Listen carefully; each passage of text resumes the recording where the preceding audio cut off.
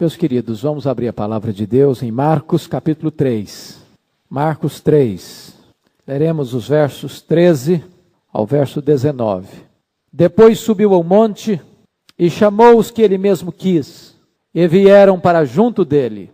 E então designou 12 para estarem com ele e para os enviar a pregar, e a exercer a autoridade de expelir demônios.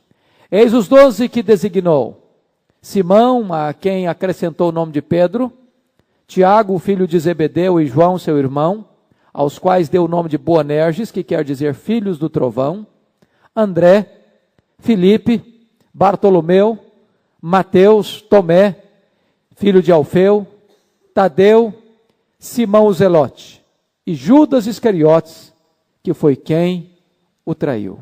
Nós vamos meditar sobre o tema: a escolha da liderança espiritual da igreja. A escolha da liderança espiritual da igreja. É extremamente importante entender que a salvação, a redenção, é uma obra exclusiva de Deus. Nós não temos nenhuma participação nela.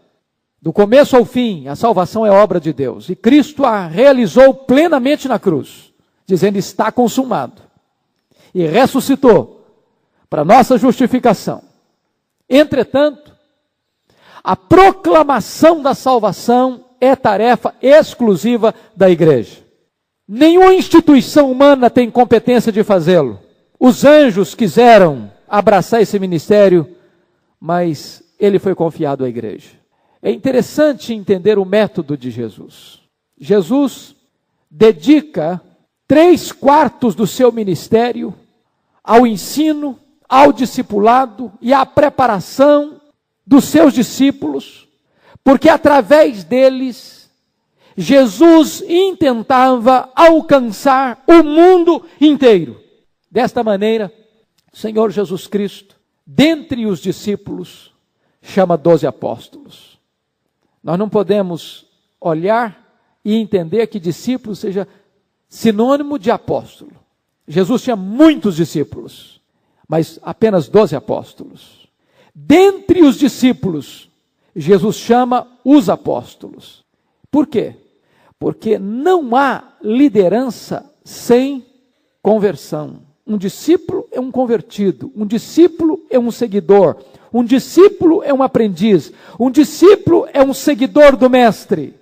Dentre os discípulos, dentre os seguidores, dentre os convertidos, Jesus chama alguns para a posição de liderança.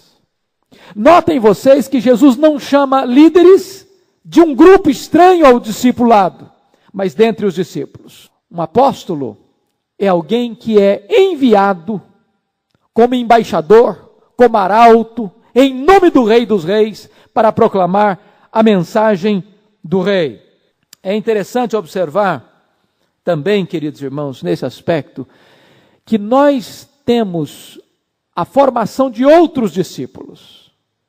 Jesus nos mandou fazer discípulos de todas as nações, mas Jesus não nos mandou fazer apóstolos. Não há sucessão apostólica. Quando os apóstolos morreram, não houve sucessão de apóstolos. Os apóstolos foram aqueles instrumentos chamados diretamente por Jesus, que foram os instrumentos de Deus para receber a revelação de Deus, que foram inspirados pelo Espírito Santo de Deus para registrar a verdade de Deus, mas não há sucessão apostólica. O que existe no Novo Testamento é dom de apostolado, é outra coisa, não apóstolos. Se você quiser conhecer um pouco mais sobre esse assunto, recomendo você a leitura do livro O Perfil do Pregador, de John Stott, quando no primeiro capítulo desse livro, ele trata clara e profundamente dessa questão da não possibilidade, da não existência da sucessão apostólica. Os apóstolos de Jesus tinham características bem definidas. Primeiro, um apóstolo precisava ter visto Cristo ressurreto. Isso era uma marca de um apóstolo. 1 Coríntios 9:1.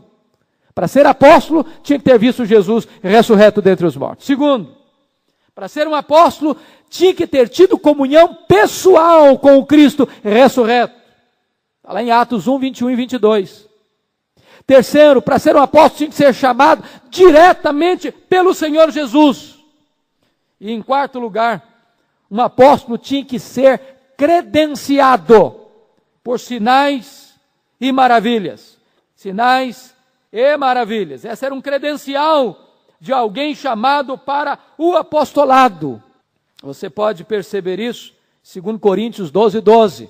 Então é importante definir que não há realmente sucessão apostólica. Agora, deixa eu dizer outra coisa em nível de introdução, a guisa de introdução.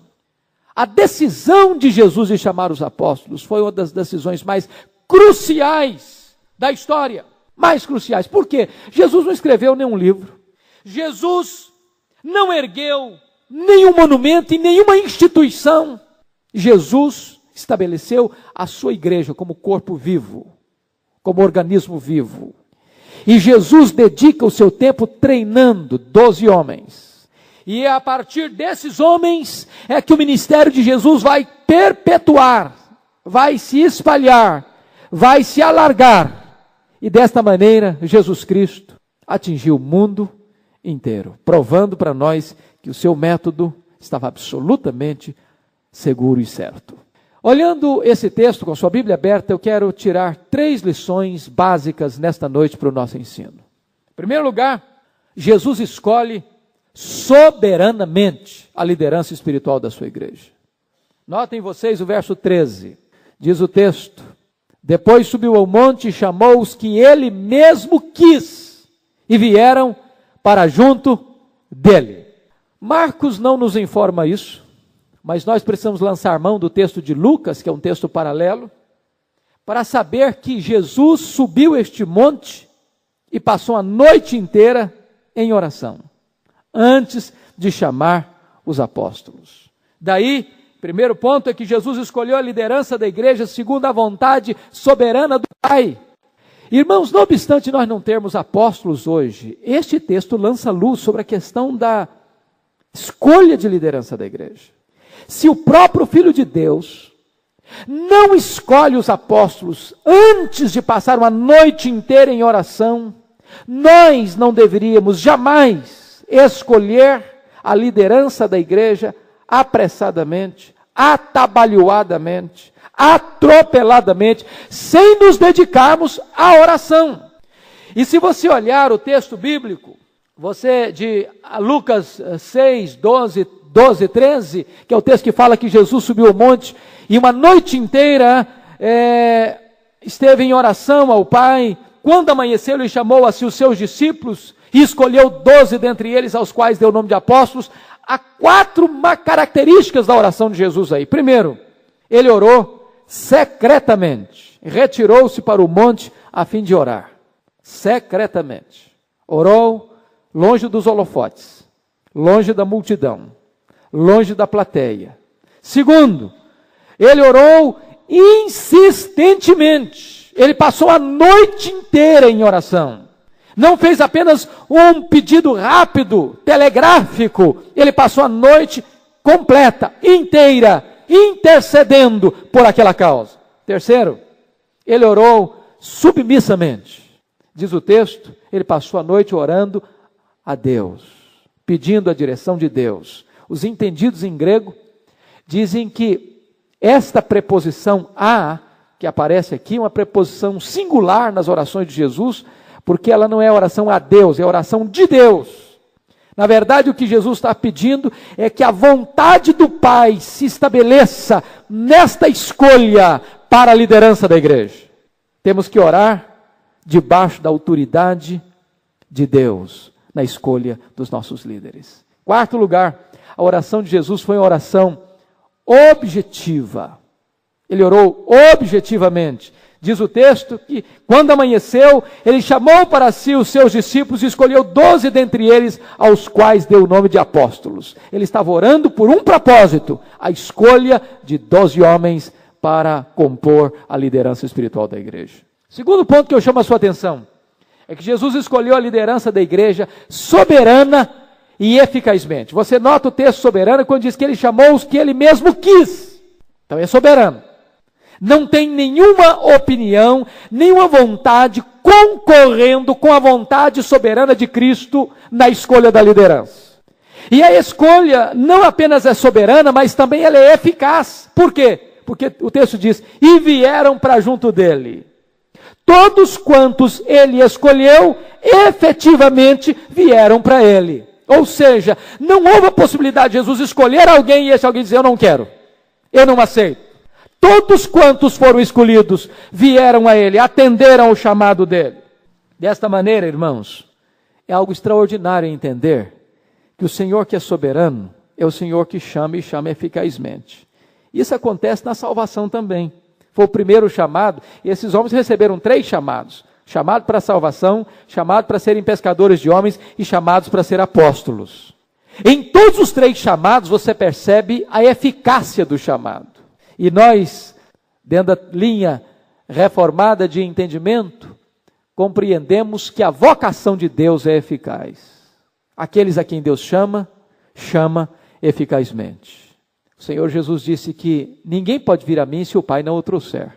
Jesus estabelece com isso que quem traz, quem convence, quem move o coração, quem predispõe a alma, é o próprio Deus. E por isso Paulo diz, aos que Deus predestinou, a esses também chamou. E aos que chamou, a esses também justificou. E aos que justificou, a esses também glorificou. O Senhor Jesus disse claramente, as minhas ovelhas ouvem a minha voz e me seguem. Notem vocês, terceiro lugar, Jesus escolhe a liderança da sua igreja incondicionalmente. Por que esse convite? Por que esta escolha foi incondicional? Porque, na verdade, Jesus escolheu homens que não tinham credenciais, qualidades especiais. Não eram homens endinheirados, a não ser Tiago e João, que eram donos de uma pequena empresa pesqueira, a não ser Mateus, que era um funcionário público. Os outros eram pescadores, homens extremamente simples. Além de não serem endinheirados, eles não eram de uma posição social influente. Terceiro, eles eram iletrados. Quarto, eles eram complicados, difíceis de serem trabalhados. Alguns deles temperamentais, outros deles impulsivos, outros deles teimosos, outros deles gananciosos, outros deles extremamente tímidos. Jesus apanha um grupo para investir, para ser liderança da igreja, que se você e eu estivéssemos escolhendo, possivelmente nós teríamos muita dificuldade de escolher. Jesus escolhe esse grupo não por aquilo que eles são, mas por aquilo que eles haverão de ser, pela obra do próprio Cristo neles. Meus irmãos, isso prova para nós algo extraordinário. Extraordinário. É que, na verdade, o chamado da liderança da igreja prova que a escolha é soberana. Ela é soberana mesmo. E quando você olha para você, quando eu olho para mim, eu percebo uma coisa, que o chamado tem que ser soberano mesmo. Porque se dependesse de nós estaríamos fora. Certamente nós não seríamos incluídos. Nós somos seres tão limitados, tão complicados, tão inadequados. Mas a despeito de nós, Deus nos escolheu. Escolheu para a salvação, e alguns dentre nós Deus escolhe para a liderança, não por causa de méritos que porventura tenhamos, não por causa de qualidades que porventura intrinsecamente tenhamos, mas tudo que somos, o somos pela graça, por obra do próprio Deus em nós. Segundo ponto que eu chamo a sua atenção da nossa mensagem, primeiro é que ele escolheu soberanamente e eficazmente. Segundo lugar, Jesus escolhe propositalmente. Vejam vocês, versículos 14 e 15 do texto lido. Então designou 12 para estarem com ele, para os enviar a pregar e a exercer a autoridade de expelir demônios. Dr. William Hendrickson disse que há 3 coisas claras aqui. Primeiro, associação e educação. Vieram para junto dele, certamente para serem educados e treinados. Segundo, você encontra aí missões, enviou-os a pregar. E terceiro, você vê aí o ministério de poder, enviou-os também a expelir demônios. Então eles têm aprendizado, eles têm comissão e eles têm poder e autoridade espiritual. Vamos olhar em primeiro lugar, Jesus chamou-os e designou-os para estarem com Ele.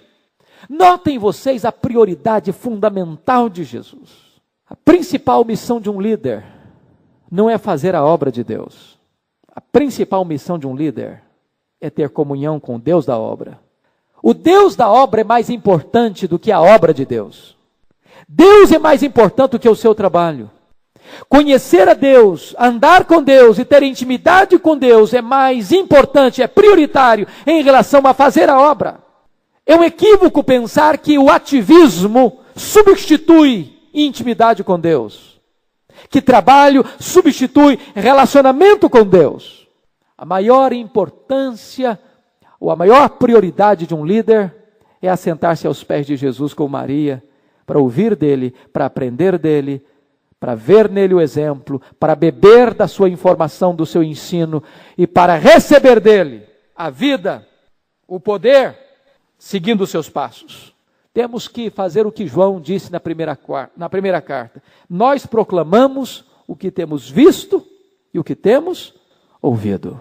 Nenhum líder será um líder legítimo no reino de Deus se não pode dizer isso. Nós pregamos o que temos visto e ouvido. Nós pregamos aquele a quem conhecemos. Nós anunciamos aquele com quem desfrutamos intimidade. Na verdade, irmãos, essa coisa aqui é tão básica. Deus está mais interessado em quem nós somos do que no que nós fazemos. Vida precede ministério.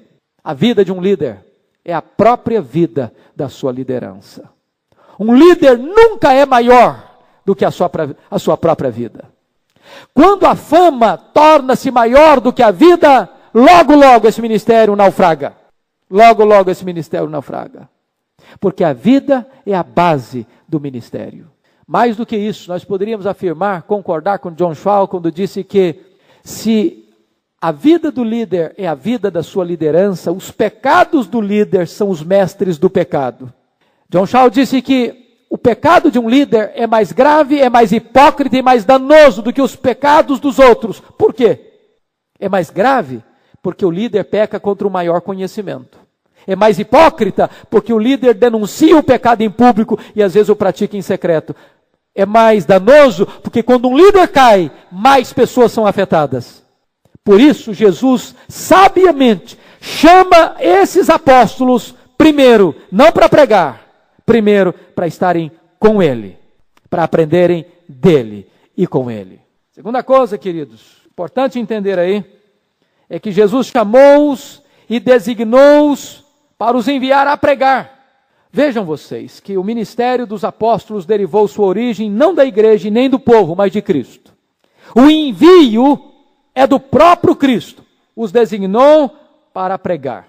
De certa forma, Jesus está fazendo aqui um corte radical com a prática dos fariseus e daquela comunidade secreta lá das cavernas de Qumran. A tese básica dos fariseus é que uma pessoa espiritual tem que se separar das pessoas comuns, para não se contaminar. Então, a lógica e a teologia dos fariseus era a teologia da separação, do não envolvimento, da não aproximação.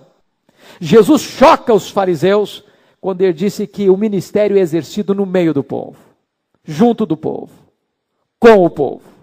Não participando daquilo que as pessoas fazem de errado, mas convivendo com elas, para levar a elas a boa nova do Evangelho. Jesus chama um grupo do mundo para a salvação, para serem discípulos. Dos discípulos, Jesus chama um grupo para ser apóstolos e agora os envia de volta ao mundo. Não para se separarem do mundo, não para viver numa caverna de Qumran, não para viver num mosteiro, não para viver numa torre de marfim, não para viverem encastelados no poder, mas para irem de volta ao mundo, como luz do mundo, com a mensagem para o mundo, como embaixadores de Deus. E esta autoridade era uma autoridade tão extraordinária, que Jesus deu a esses homens, que Jesus chegou a dizer assim, lá em Mateus 10:40, quem vos recebe, a mim me recebe, e quem me recebe, recebe aquele que me enviou. Notem vocês um aspecto importantíssimo, é que este ministério dos apóstolos deveria ser em 3 níveis. Primeiro, as ovelhas perdidas da casa de Israel, depois em todas as etnias e depois no mundo inteiro. Vejam que Jesus disse isso para eles. Eu vos envio as ovelhas perdidas da casa de Israel, no texto paralelo de Mateus 10. Depois da ressurreição, Jesus disse: ide fazei discípulos de todas as nações. E Marcos 16:15 diz: ide pregar o evangelho por todo o mundo. Então o ministério da igreja é um ministério universal. Não tem fronteira, não tem barreira, não tem limites geográficos. Mas notem vocês que agora, depois de estarem com Jesus, os apóstolos são enviados para pregar. Aqui eu chamo a atenção, irmãos, porque a pregação é a espinha dorsal do ministério. A pregação era a missão precípua para fora que os discípulos deviam exercer. Primeiro eles estavam com Jesus, mas agora eles são enviados para pregar. Enviados não para se miscuírem nos negócios deste mundo. Enviados não para exercer um cargo político importante. Enviados não para fazerem apenas obra social, para resolverem problemas imediatos. A singularidade e prioridade do ministério destes homens seria pregar. É óbvio que nós vamos perceber, como dissemos domingo passado, que o ministério da pregação não está dissociado do ministério da misericórdia. Não é pregação sem misericórdia. E nem substituir a pregação pelas obras de misericórdia. Mas quanto aos apóstolos, a missão deles era pregar. Tanto é verdade que quando os apóstolos, lá em Atos 6, começam a se envolver com a obra de misericórdia, servindo as mesas, atendendo as pessoas necessitadas da igreja, eles pararam e disseram: não é bom o que nós estamos fazendo. Vamos constituir diáconos, homens cheios do Espírito Santo, cheios de fé, cheios de sabedoria. Quanto a nós, nos consagraremos à oração e ao ministério da palavra. E queridos irmãos, a pregação da palavra é tão importante que é mais importante que a ministração dos sacramentos. O apóstolo Paulo aos Coríntios, capítulo 1, versículo 17, ele diz que ele nem se lembrava de quantas pessoas ele tinha batizado. Esse ministério meu não é batizar, meu ministério é pregar. Não está dizendo com isso que o batismo não é importante, que batizar não é importante. O que ele está dizendo é que ele focou naquilo que era prioridade para a sua vida. Que ele concentrou a sua atenção naquilo que era vital, naquilo que era essencial, naquilo que ninguém poderia substituí-lo, a pregação da palavra de Deus. Um ministro, um líder que não prega, é como uma lamparina sem luz, é como uma trombeta sem som, é como um vigia adormecido e como um fogo pintado apenas numa parede. Pregar a palavra é a missão precípua desses homens que Cristo chamou. Mas notem vocês um fato interessante, que Jesus não está preocupado com as multidões. Olha, irmãos, a estratégia de Jesus é uma coisa fenomenal, porque ele tendo 3 anos de ministério e a multidão correndo atrás dele, ele podia sim cantar com as multidões. Ele podia ter pregado para as multidões os 3 anos e com a agenda lotada do começo ao fim.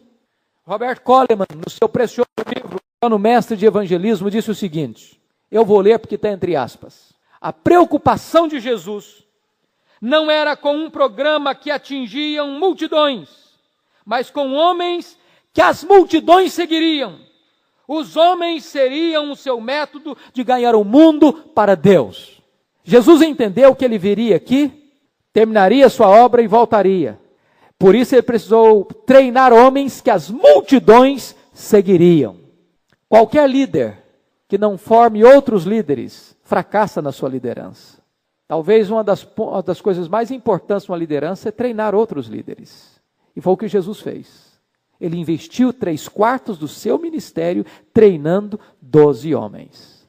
Vocês conhecem aquela lenda, não é uma história, é uma lenda, que quando Jesus chegou no céu, e Hebreus capítulo 1 diz que houve uma grande recepção a Jesus lá no céu pelos anjos, então um anjo abordou a Jesus com a pergunta: Senhor, o Senhor terminou a obra da redenção lá na terra, mas e agora? Quem vai contar isso para o mundo inteiro? E Jesus respondeu então para o anjo: eu deixei 12 homens treinados e preparados para essa tarefa. O anjo interpelou a Jesus novamente e disse: mas Senhor, e se eles falharem? E Jesus respondeu para o anjo: se eles falharem, eu não tenho outro método. Eu não tenho outro método. O método de Deus é a igreja. O método de Deus é você. Essa é uma coisa fundamental e Jesus investiu o seu ministério nesse projeto, nessa bandeira. Agora olha você em terceiro lugar que Jesus os designou também para expelir demônios. Jesus não apenas deu verbo, palavra, ele também deu poder, ele deu autoridade. O demônio que oprimia, que escravizava, que cegava o entendimento dos incrédulos, precisava ser confrontado. E o ministério apostólico também foi um ministério de libertação dos cativos, como foi o ministério do Senhor Jesus Cristo. É interessante que essa autoridade e esse poder não é um poder e autoridade inato, é um poder delegado, é um poder conferido. Na verdade, a autoridade que a igreja exerce é uma autoridade delegada à igreja. Todo o poder e toda a autoridade é de Jesus. Se você notar algumas coisas tremendas na Bíblia, nem o diabo tem poder em si mesmo. A Bíblia fala do anticristo que vai exercer poder no mundo inteiro. O poder do anticristo também não era dele, foi delegado. Delegado, recebido. Se você perceber, muitas vezes, o próprio Deus é quem dá determinado espaço de autoridade e diz, é até aqui e chega, é até aqui e basta. Ou seja, todo o poder, toda a autoridade está amarrado, seguro, nas mãos de Jesus. E a igreja tem poder na medida que tem intimidade e comunhão com esse Jesus, que tem todo o poder e que tem toda a autoridade. O diabo é sagaz, muitas vezes. Eu escutei um pastor contando uma experiência dele, certa feita foi chamado para atender uma pessoa que estava endemoniada, e quando ele chegou, aquela pessoa endemoniada, o demônio disse na boca da pessoa, disse, você está vindo aqui, você nem em jejum está, sua barriga está cheia. Já podia saber que ele tinha realmente comida a valer antes de ser chamado. Mas o pastor sabiamente disse, quem vai te tirar daí não é a minha barriga cheia ou vazia, é a autoridade do nome do Senhor Jesus e pode sair. E o demônio saiu. Porque a autoridade não está nem no jejum, nem no comer, nem nisso, nem naquilo. A autoridade está no nome de Jesus. É a autoridade do nome de Jesus. Mas, queridos irmãos, em último lugar, a última lição. Primeiro é que Jesus chama soberanamente. Segundo é que Jesus chama propositalmente. Terceiro é que Jesus chama e escolhe surpreendentemente. Jesus escolheu pessoas heterogêneas. Pessoas diferentes, de lugares diferentes, de backgrounds diferentes, de profissões diferentes, de ideologias diferentes. São pessoas limitadas, complicadas, imperfeitas, que frequentemente estão discordando de muitas coisas entre si. Jesus é até mesmo capaz de desafiar a ideologia política, chamando dois homens de linhas absolutamente opostas. Um homem de situação, empregado do Império Romano como Mateus, e um homem da extrema esquerda, radical, um zelote, que defendia a rebelião contra Roma, a guerrilha contra Roma, até assassinato para tomar de assalto o poder das mãos de Roma. Jesus pega esses dois homens, um de direita, extrema direita, outro de extrema esquerda, e põe esses dois homens num único grupo. Porque no reino de Deus, nós podemos ter diferentes opiniões políticas, mas nós temos um único propósito. É por isso que igreja não é partido político.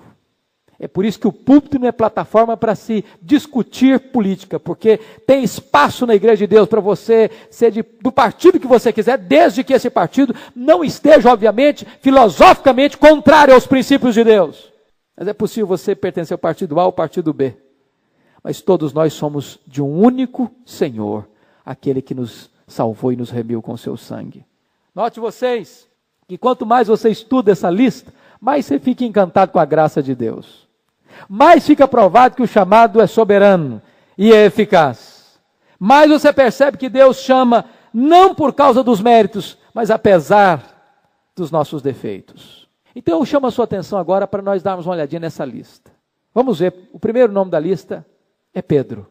Preste atenção aí, capítulo 3, versículo 16. Eis os 12 que designou, Simão a quem acrescentou o nome de Pedro. Quem era esse cidadão? Diz a Bíblia que Pedro era de Betsaida, mas que morava em Cafarnaum. Era casado, era pescador de profissão. E Jesus o chamou, mudou o seu nome, chamou para ser discípulo, agora o chamou para ser apóstolo. Por que ele é o primeiro da lista? Possivelmente por causa da posição de liderança que Pedro ocupou dentro do grupo apostólico. Não porque Pedro fosse um homem firme, sólido, constante, estável, ao contrário disso. Pedro na Bíblia não é sinônimo de estabilidade, ao contrário, de instabilidade. Pedro sempre estava oscilando de um lado para o outro. É um homem capaz de fazer grandes declarações. Tu és o Cristo, Filho do Deus vivo. E ao mesmo tempo, minutos depois, dizer: Senhor, tem piedade de ti mesmo. Foge da cruz. Foge da cruz. Ao mesmo tempo que é boca de Deus, dá espaço para que o diabo se irande com ele, ao ponto que Jesus diz: arreda Satanás, porque não cogitas das coisas de Deus, apenas das coisas dos homens. Pedro oscila entre a confiança e o medo. Se és tu, Senhor, manda-me ir ter contigo por sobre as águas. E Jesus Cristo: pode vir, Pedro. E ele salta naquele mar encapelado. Ousadia, coragem e fé. Mas imediatamente, olhando para a fúria do vento e das ondas, ele naufragou. Homem de pequena fé, por que duvidaste? Pedro oscila entre declarações profundas de fidelidade. Senhor, por ti darei a minha própria vida, ainda que todos se deixem, eu jamais. Para daqui a pouco dizer: eu não sei quem é este homem. Eu juro que eu não sei quem é este homem. E começa a falar em impropérios, dizendo: eu não sei quem é este homem. Amados irmãos, Deus chama um homem como Pedro para ser líder, para ser apóstolo. Isso é uma coisa fantástica. Sabe por quê? Porque Jesus é aquele que não desiste de nós, mesmo quando nós desistimos dele. Quando Pedro negou Jesus, eu não posso imaginar, eu fico pensando constantemente em que estado emocional Pedro foi para casa naquela noite, quando ele negou Jesus, quando o galo cantou e quando Jesus olhou para ele. E diz a Bíblia que ele caiu em si e desatou a chorar. Eu imagino como ele foi para casa naquela noite chorando, de noite, no meio dos olivais, chutando pedra pelo caminho. Eu imagino como ele largou o seu leito, o seu travesseiro naquela noite. Eu examino quão fatídica foi aquela sexta-feira para Pedro. Não sabemos se ele estava lá, bem pertinho, acompanhando o julgamento de Pilatos. Não sabemos até que ponto ele estava envolvido no meio daquela multidão que atropelava todo mundo e empurrava Jesus com apupos, dizendo: crucifica-o, crucifica-o. Não sabemos o que aconteceu com Pedro naquela sexta-feira, 3 horas da tarde, quando Jesus expirou. Como ele foi para casa. Como é que foi no sábado? O dia inteiro. Até que no domingo Jesus ressurge dentre os mortos e é um recado especial para Pedro. O anjo de Deus manda um recado: ide, dizei aos seus discípulos, e a Pedro, que subam para Galileia, lá os verei. E diz a Bíblia que eles vão para Galileia. Mas quando chegam na Galileia, diz a Bíblia que Pedro toma uma decisão: eu vou pescar, eu vou voltar ao passado, eu vou voltar à minha vida, eu vou desistir de tudo. Para mim não tem mais jeito, não tem mais saída, não tem mais recurso. Eu vou pescar. E Pedro era um líder tal, irmãos, que os outros disseram: nós vamos contigo. Foi por isso que Jesus disse lá: Pedro, Satanás reivindicou você para botar você na peneira, mas eu intercedi por você. Por que Jesus intercedeu por Pedro? Porque Pedro era um líder, e Pedro podia exercer sua liderança para o bem ou para o mal. Quando Pedro dizia: eu vou pescar, os outros o acompanharam. Pedro desistiu de Jesus, mas Jesus não desistiu de Pedro. Jesus apareceu para ele, e Pedro então, quando percebe que é Jesus, corre para a praia, e Jesus pergunta: Pedro, tu me amas? Sim, Senhor, tu sabes que eu te amo. Pedro, tu me amas mais do que estes? Sim, Senhor, tu sabes que eu te amo. Pela terceira vez Jesus pergunta: Pedro, tu me amas? E diz a Bíblia que ele se entristeceu e disse: Senhor, tu sabes todas as coisas, tu sabes que eu te amo. Na verdade, esse texto não traz para nós toda a sua riqueza na língua portuguesa, porque na língua grega há uma mudança de verbo aí. A primeira pergunta de Jesus para ele foi esta: agapas-me? Você me ama com amor ágape? Com amor sacrificial, com amor que dá a vida? E Pedro tinha prometido isso para Jesus: ainda que todos te abandonem, eu jamais, por ti darei minha vida. Pedro responde: Filocê, eu gosto do Senhor com amor filéu, não com amor ágape. Aí Jesus repete a pergunta: agapas-me, Pedro? Ele responde da mesma maneira: Filose, eu gosto do Senhor. Eu não tenho coragem de dar minha vida para o Senhor, não. Sabe por que ele se entristeceu da terceira vez? Porque Jesus mudou a pergunta. Agora Jesus não perguntou para ele: agapas-me? Jesus perguntou para ele: fileis-me? Você gosta de mim mesmo, Pedro? Você pelo menos é meu amigo, Pedro? Agora eu não estou te perguntando se você dá a vida por mim, não. Você gosta de mim como amigo, pelo menos, Pedro? Fileis-me? E ele repete a mesma coisa: Filo-se, eu gosto do Senhor. Então segue-me. Então pastorei as minhas ovelhas. E o Senhor o restaura. Este é o Deus a quem servimos. É o Deus que chama. É o Deus que restaura. É o Deus que dá uma segunda chance, uma segunda oportunidade. Mas vamos ver. Quem está mais aí? Acompanhamos em segundo lugar Tiago e João. Quem eram esses homens? O texto é capaz de dizer que eles eram explosivos, filhos do trovão, boanerges, gente de estupim curto, gente temperamental, gente esquentada. Chegaram ao ponto, diz a Bíblia, que um dia Jesus passando por Samaria, Jesus estava indo para Jerusalém, era a caminhada última de Jesus para Jerusalém, onde ele seria preso e crucificado. Passando por Samaria, os samaritanos não acolheram Jesus, porque viram que ele estava determinado a ir para Jerusalém. E diz a Bíblia que Tiago e João disseram para Jesus: Jesus, vamos mandar descer fogo do céu sobre esses samaritanos, vamos queimar essa gente não merece viver. Depois de 3 anos de ministério com Jesus, de apostolado com Jesus, eles estão com o coração ainda prontos para pedir vingança. Esse tipo de gente que está ocupando a liderança, que é o apostolado, ocupando o apostolado. Mas, amados irmãos, Deus é maravilhoso. Deus é maravilhoso. Porque o Senhor Jesus não desiste da gente. Não desiste. Às vezes nós somos muito mais exigentes do que o próprio Deus.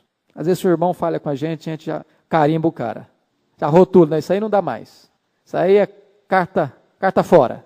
Furou, falhou. Tiago e João estão pedindo fogo do céu, depois de 3 anos de apostolado. E Jesus continua investindo neles, não abrindo mão deles. E fazendo deste homem do trovão, filho do trovão, o discípulo do amor, o homem doce, que é o apóstolo João. Amados irmãos, isso me ensina uma coisa, que nós temos que acreditar na transformação do ser humano pela obra da graça de Deus.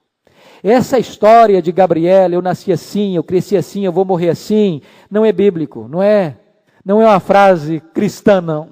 Uma pessoa pode ser briguenta, temperamental, difícil, e pode se tornar uma pessoa doce, meiga, como João. O que é interessante é que esses 2 irmãos têm contrastes tão grandes. O Tiago foi o primeiro mártir do cristianismo, o primeiro dos apóstolos a entrar no céu. João foi o último apóstolo a morrer, o último a permanecer na terra. Tiago não escreveu nenhum livro da Bíblia, Tiago apóstolo. João escreveu 5 livros do Novo Testamento, o Evangelho, 3 cartas e o Apocalipse. Muitos honram a Deus pela maneira como morrem, outros honram a Deus pela maneira como vivem. Todos glorificam a Deus, todos cumprem o seu ministério. Nós precisamos repensar a nossa vida na perspectiva da eternidade. A gente pensa o seguinte: uma pessoa que é levada cedo diz: puxa vida, por que Deus levou cedo? Paulo diz: eu completei minha carreira. Um completa a carreira no começo da carreira, outro completa a carreira depois de longos anos. Para Deus, meus irmãos, um dia como a eternidade, é como 1000 anos, 1000 anos é como um dia. Nós temos que olhar a vida na perspectiva de Deus. Quem mais o Senhor chamou? Chamou o André em terceiro lugar, olha aí, o André. André era uma figura fantástica, ele era o homem dos bastidores. Você conhece líder assim? Ele nunca está em cima do palco, ele não está debaixo das luzes, dos holofotes, das luzes da ribalta, mas as coisas não acontecem se ele não estiver lá nos bastidores. Deus chama a gente assim. Quem é o André? O André é aquele que está levando o seu irmão Pedro a Jesus. Ele não aparece, o Pedro aparece. Você precisa perguntar: quem é que levou Billy Graham a Jesus? Quem levou Spurgeon a Jesus?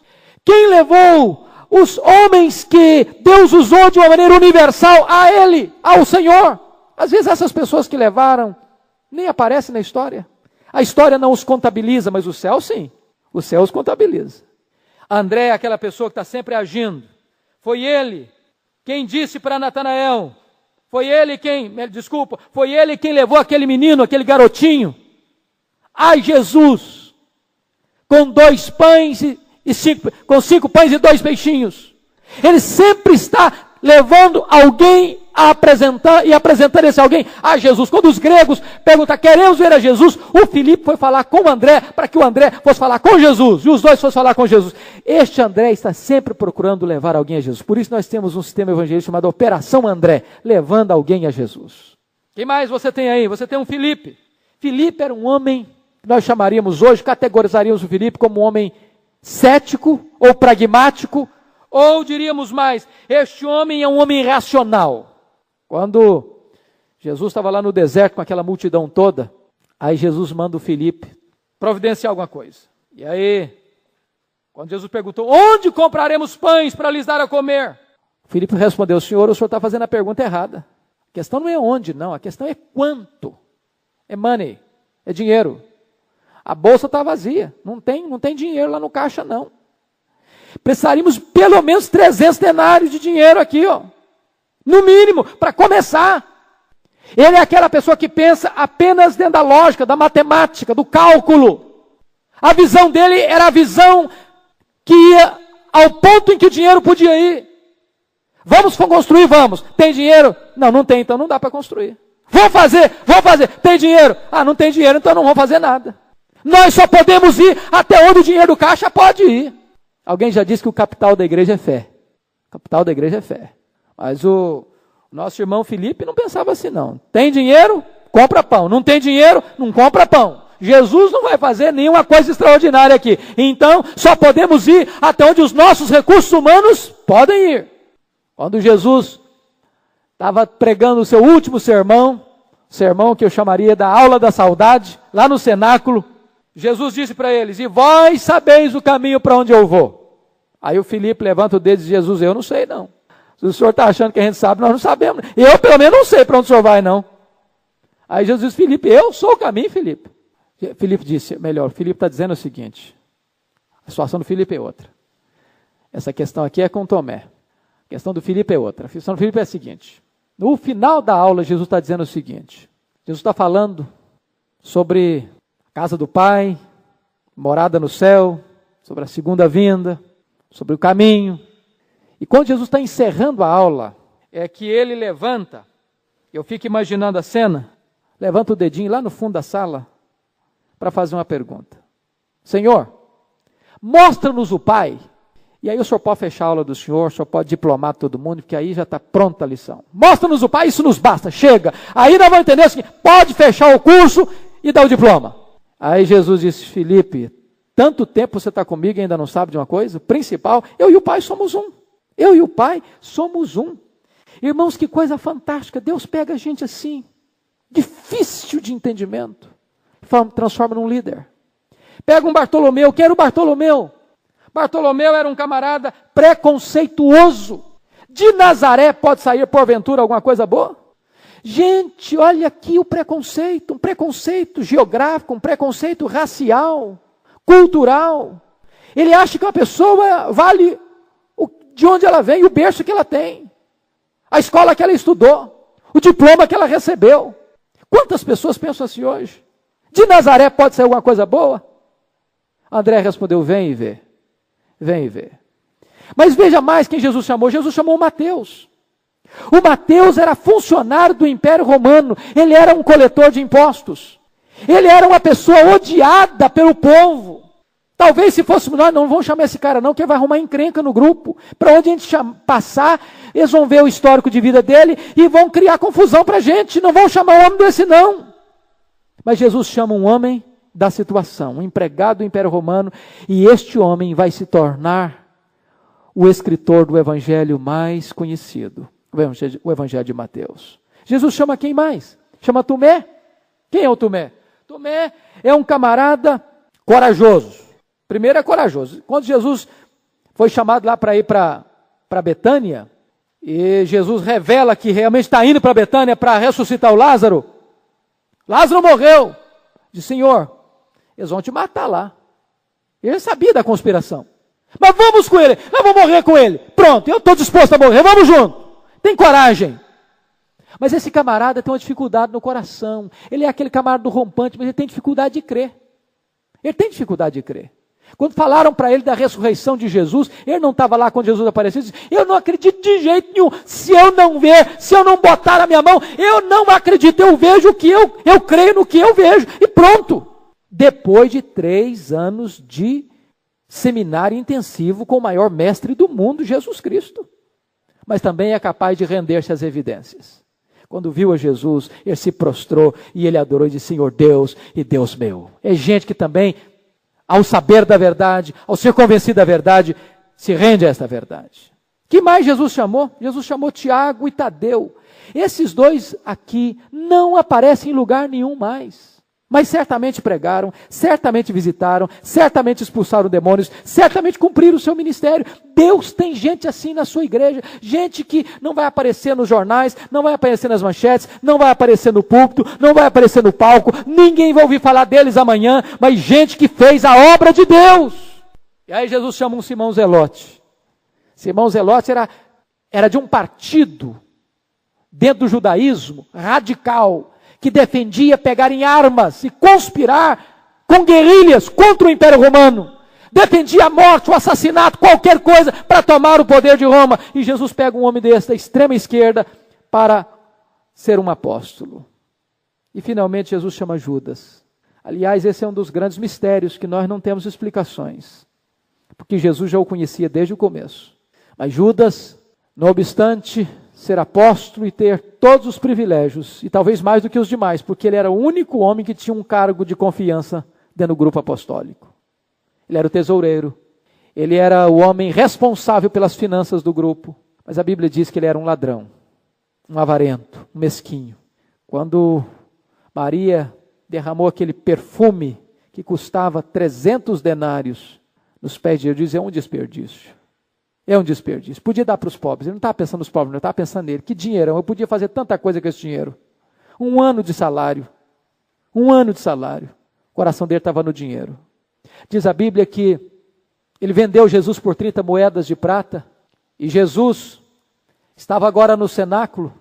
E Jesus disse, um de vós há de me trair. E eu já tinha traído, já tinha vendido a Jesus. E ainda tem ainda o desplante de perguntar, porventura sou eu, Senhor? Hipocritamente. Porventura sou eu, Senhor? Diz a Bíblia que ele sai para liderar a turba, a soldadesca, e vai dar a senha para os algozes, beijando a Jesus, dizendo, salve mestre, e o beijou. Mas notem vocês um fato tremendo, irmãos, é que ele, depois de falhar, como outros falharam, como Pedro falhou, ele prefere o caminho do suicídio ao caminho do arrependimento. Eu prefiro a frase de William Hendrickson, quando ele diz o seguinte, que a tragédia chocante da vida de Judas é prova, não da impotência de Cristo, mas da impenitência de Judas. Certo é que se ele tivesse se arrependido, se ele tivesse se humilhado, certamente ele teria tido também o perdão do Senhor. Mas ele preferiu desprezar a última chance da sua vida. E eu termino dizendo que Jesus transformou homens limitados e fez deles grandes instrumentos para transformar o mundo. Quando você pega essa lista, 50% dessa lista é de gente que você não vai escutar falar mais. Alguns se tornaram homens de destaque, como Pedro, como João, como Mateus. Mas os outros, a maioria deles você não escuta mais. E por que isso? E por que isso? E eu chamo a sua atenção para 3 verdades para isso. Primeiro, é que o verdadeiro trabalhador na edificação da igreja é o próprio Senhor Jesus. Nós somos apenas instrumentos, mas o grande trabalhador na edificação é o Senhor. Ele diz, eu edificarei a minha igreja. Isso significa que nós não temos que super enfatizar a importância do homem. A glória é do Senhor Jesus. Segunda lição, nem sempre um trabalho fiel e abnegado é contabilizado na terra. Nem sempre, irmãos. Então, não fique triste se alguém não valorizar o seu trabalho, se alguém não notar o seu trabalho. Não há registro bíblico do trabalho de alguns desses homens que Jesus chamou para serem apóstolos. Nem por isso o trabalho deles deixou de ser contabilizado no céu. Nem por isso. Terceira lição. Mesmo que os homens esqueçam o nosso trabalho, Jesus jamais o fará. Ele diz que até um copo de água fria que você der para alguém em seu nome, não ficará sem o galardão. Se os homens não valorizarem, o Senhor vai valorizar. Daí, querido irmão, eu gostaria de encorajar você, em nome de Jesus, a trabalhar para o Senhor, com alegria, com entusiasmo, sabendo que dele vem a recompensa. Eu gostaria de encorajar você, se Jesus pegou um grupo de homens complicados, difíceis, como este, e fez deles os instrumentos para transformar o mundo, Ele pode também transformar a sua vida e usar você para a glória do seu próprio nome. Que Deus nos ajude, que Deus nos abençoe. Amém. Nós vamos orar, buscar ao Senhor. Talvez tenha áreas da sua vida que precisam ser tratadas pelo Senhor Jesus. Como Ele tratou da vida de Pedro, como Ele tratou na vida de João, como Ele tratou na vida de Tomé, como Ele pode tratar na sua vida, na minha vida. E eu gostaria que nós orássemos neste momento. Então, se você puder ficar em pé, fique em pé e nós vamos clamar ao Senhor pela nossa vida. Vamos pedir a Deus que, assim como Ele levantou este grupo de homens para ser uma bênção, que Ele levante entre nós, homens e mulheres, para ser uma bênção. Talvez Deus chame dentre nós alguns para a liderança, mas se Ele não chamar-nos para a liderança, Ele nos chama a todos para sermos discípulos, para andarmos com Ele, para o conhecermos e para fazermos a sua obra no poder do seu Espírito.